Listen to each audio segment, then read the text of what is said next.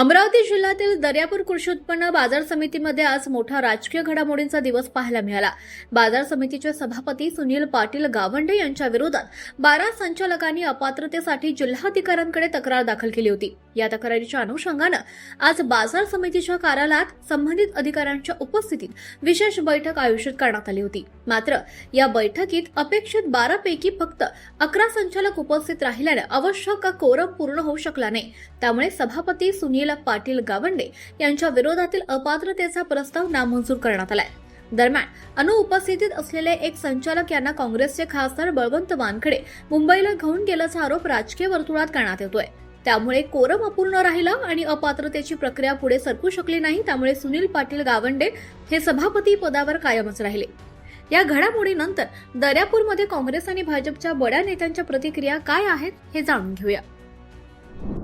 आपल्याला माहीत आहे गेल्या 3.5 वर्षापासून सभापती सुनील गावंडे हे एपीएमसीचे सभापती होते, परंतु मधातल्या काळात काहीतरी राजकारण झालं, काही लोक पक्ष सोडून गेले आणि त्यांनीच ह्या सर्व गोष्टी घडवून आणल्या आणि या सगळ्या पार्श्वभूमीवर मला असं वाटतं की या सत्याचा विजय झाला। सभापती सुनील गावंडेचा विचार आपण केला तर गेल्या 3 पिढ्यांपासून ते काँग्रेसमध्ये आहेत। त्यांचे ते पुरोगामीचे विचाराचे आहेत, सेक्युलर विचाराचे आहेत, फुले शाहू आंबेडकर लोकशाही संविधान मानणारे विचाराचे आहेत। ते त्यांच्या विचाराशी तडजोड करू शकत नाहीत आणि त्यांनी हे भूमिका शेवटपर्यंत ठेवली की मी काँग्रेसमध्ये मी सेक्युलर विचारसरणीचा आणि सेक्युलर विचारसरणीचा राहील। त्याच्यामुळे त्यांचा जाण्याचा प्रश्नच नव्हता।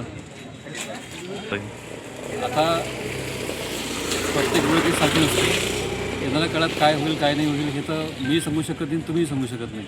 पण आम्ही काँग्रेसचे पदाधिकारी येणाऱ्यांना प्रत्येक गावागावात पोहोचणार, प्रत्येक काँग्रेसच्या कार्यकर्त्याला आम्ही बळ देण्याचा प्रयत्न करणार आणि आमचं काँग्रेस या ठिकाणी परत उभी करू हे आमचं निश्चय झालेलं आहे। पुन्हा काँग्रेसचा बालेकिल्ला दर्यापुरात तुम्ही काबीज करणार? काँग्रेसचा बालेकिल्ला दर्यापूर होताच आणि कायम राहील, या म्हणजे याच्यात काही शंका नाही।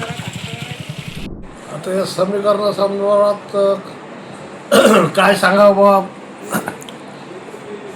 आता हे राजकीय समीकरण असतात।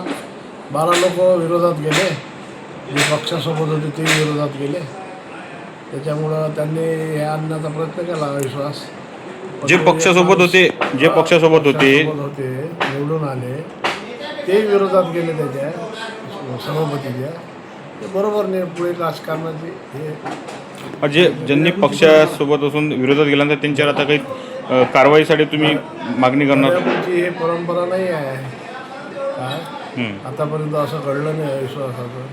कारण एक इथं नाव आहे याला सहकारात क्षेत्रात लोकांना काम करताना, इथं एक सहकार क्षेत्राचं नाव आहे आणि त्याच्यात हे असं करणं हे काही मला तरी योग्य वाटत नाही बघ। हा तर ह्या राजकीय खेड्या आहेत याच्या म्हणजे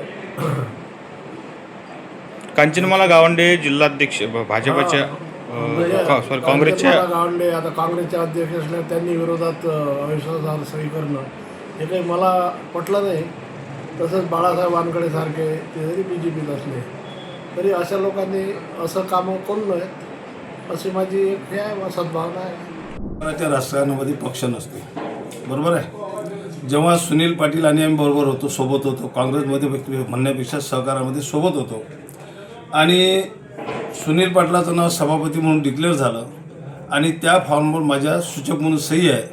माझा स्वभाव असा आहे, मी एकदा शब्द देतो तो शब्द पाळणारा माणूस आहे, म्हणून आपली सूचक म्हणून आपण तिची सही दिली आणि माझं असं मत असतं की 5 वर्षासाठी त्यांना बसवलं आहे तर 5 वर्ष त्यांना तिथं राहू द्यायला पाहिजे, या मताचा मी आहे। म्हणून मी त्याच्या बाजूनं राहिलो, अन्यथा असा काही पक्षाचा संबंध येत नाही।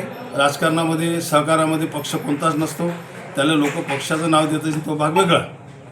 अजून आता ते तुम्ही त्यालाच विचारा, मी त्याच्या पक्षाबद्दल काय बोलू शकतो?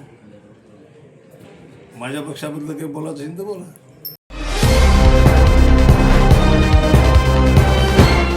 पाहत रहा फक्त जनविकास न्यूज, सत्य, संघर्ष आणि जनतेचा विश्वास।